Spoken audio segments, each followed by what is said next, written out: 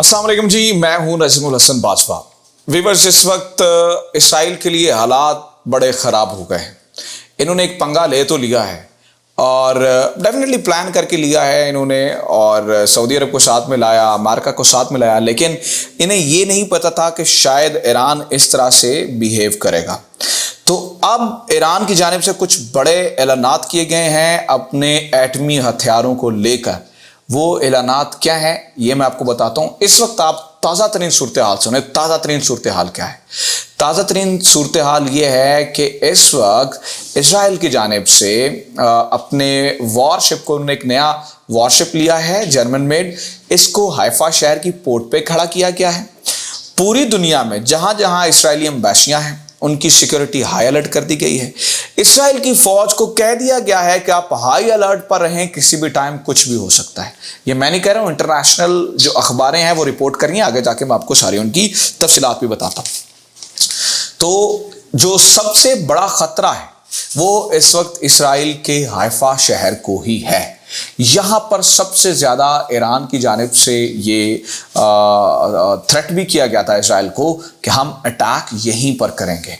और 5 मकामात में इससे पिछले व्लॉग में आपको बता चुका हूं कि जिनमें ये इसराइली पोर्ट, ये जो हाइफा की पोर्ट है, ये भी शामिल है। तो यहां पर सबसे ज्यादा टेंशन्स हैं और इस वक्त जो नेतन्याहू हैं वो जो है वो हाई अलर्ट हैं। और ये पूरी दुनिया की अखबारें बता रही हैं एक परेशानी की सूरत हाल है। हुआ क्या है, आप पहले मैं आपको खबरें बताता हूं कि इस वक्त ईरान की जानिब से क्या बड़ा ऐलान कर दिया गया है जिसकी वजह से इसराइल की टेंशन में इस कदर इजाफा हो गया है। पहले वो आप खबर सुने, इसकी तफसील में आप बात जाते हैं।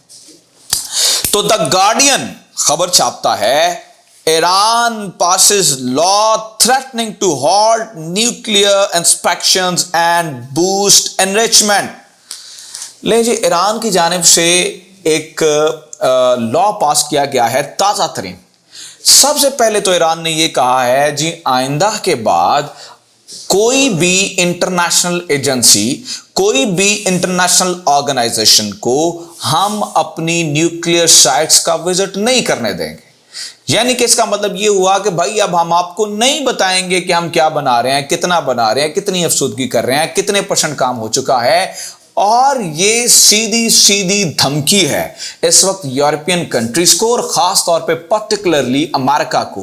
What actually Iran is doing, दे मतलब वो इस वक्त बढ़ रहे हैं अपने एटमी धमाकों के ऐलान की तरफ। और आप इसको बिल्कुल ये ना समझिएगा कि मैं कोई बहुत बात बढ़ा चढ़ा कर बयान कर रहा हूं, क्योंकि इस वक्त उनकी इस कमेटी ने जो लॉ पास किया है, गो के ऊपर से ईरानी सदर कह रहे हैं कि नहीं भाई ऐसा नहीं होना चाहिए। लेकिन खास तौर पर जो खामनाई साहब हैं इस वक्त, अली खाम, वो जो उनके जो सुप्रीम लीडर हैं आयतुल्ला खामनाई, तो जो खामनाई साहब हैं उनकी जानिब से इस वक्त फाइनल स्टेटमेंट इसके ऊपर नहीं आई है।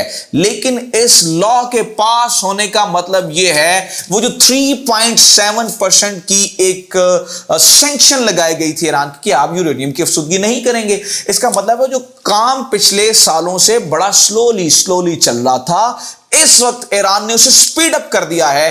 क्योंकि अब इस वक्त देखें, इसराइल को डायरेक्ट थ्रेट दे दिया है। इसराइल पहले ईरान पे हमला करना चाह रहा था, अब इन्होंने इनके जनरल मारने शुरू कर दिए। जब जनरल्स मारने शुरू किए तो ईरान की जानिब से वापसी जो है वो कुछ ना कुछ तो जवाब दिया जाना है। और उनके सदर कह चुके हैं धड़ल्ले से हम तुम्हें जवाब देंगे। तो अब इसराइल को अपनी पड़ गई है पूरी, और ईरान डायरेक्टली वॉर नहीं लड़ता है पिछले कुछ अरसे से हमने देखा। तो अब इसराइल ने पूरी दुनिया में जो उसकी एम्बेसीज हैं पहले तो कर दी हैं उनकी सिक्योरिटी अलर्ट। और अब सुने हुआ क्या, जब अमेरिका ने इनके साथ मुआहिदा खत्म किया तो ये अपनी यूरेनियम की अफसुदगी को 3.7% से उठा के 4.7% पे ले गए। अब लेकिन जो गार्डियन रिपोर्ट कर रहा है इसके मुताबिक जो अफसुदगी है वो हो जाएगी 20% तक। अब एक चीज देखिए कि कहां 3.7% और कहां पे 20%। It is a big threat to Israel, क्योंकि अगर ईरान एटमी हथियार बनाता है तो उसने शब बरात में चलाने के लिए थोड़ी बनाने हैं, या उसने वो यहां पर किसी एग्जीबिशन में तो नहीं रखने हैं। इसका सबसे बड़ा खतरा तो इजराइल को है। और इस वक्त जो है वो सिर्फ ये द गार्डियन नहीं कह रहा, और अखबारें क्या कह रही हैं ईरान की और आप सुने इस वक्त वो और क्या क्या कर रहा है, जो पूरी दुनिया की अखबारें छाप रही हैं वो सुने। मॉडर्न डिप्लोमेसी छापता है फखरीजादे's assassination could endangers the Biden diplomacy, माफ कीजिएगा। वो कहते हैं कि बाइडेन, ये जो नए यूएस के प्रेसिडेंट आए हैं, इनका दिल ये था कि जब आते ही हम जो ईरान के साथ न्यूक्लियर डील है इसे रिवाइव कर लें, क्योंकि डोनाल्ड ट्रंप की जानिब से ये बहुत बड़ी स्टुपिडिटी की गई थी।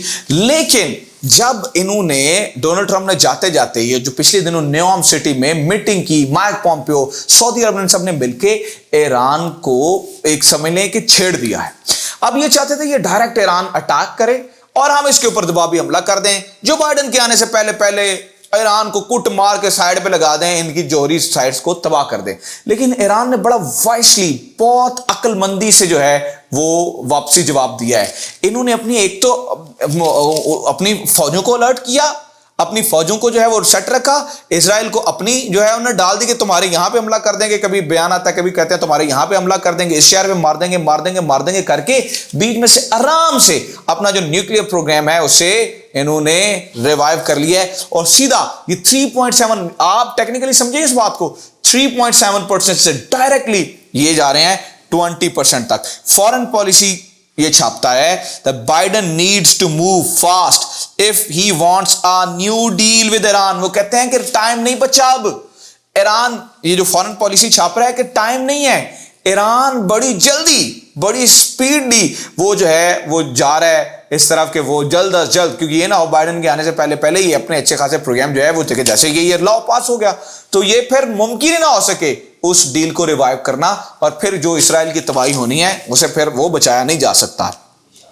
इसराइल को मैंने आपको बताया कि इसराइल भी पीछे चुप करके नहीं बैठा है, इसराइल को अपनी तो पड़ी हुई है, जिसने वो पता है वो जिस बच्चे ने बेगैरती की हो या कोई इस तरह की शरारत की हो उसे अपनी पड़ जाती है और उसके चेहरा बताता है। इस वक्त इसराइल की हरकतें ये बता रही हैं, क्योंकि आप ये खबर जो मैंने आपको बड़ी शुरू में बताई इसे छापता है अल मॉनिटर, और वो ये छापता है AI मॉनिटर, वो ये छापता है कि Israel receives advanced worship amid heightened tensions with Iran. वो एडवांस एक छोटा जो है ना वो जैसे वॉरशिप समझ लें, ऐसा होता है जैसे कि बैरी बेड़ा जो है वो समंदर में तैरा होता है, इसी के ऊपर से जहाज उड़ भी सकते हैं, इसके ऊपर बड़ी मिसाइल्स लगे होते हैं, MLRS सिस्टम लगा होता है, एंटी गनशिप एंटी जो है वो हेलीकॉप्टर गनशिप लगी होती हैं, एंटी जो जेट्स हैं वो गनशिप लगी होती हैं। तो ये जो है वो सारी इस वक्त जो है सूरत हाल है, और इसी जो है वो इस वक्त जो बाइडेन का दिल है कि किसी तरीके से ये मतलब बात हाथ से निकलने से पहले पहले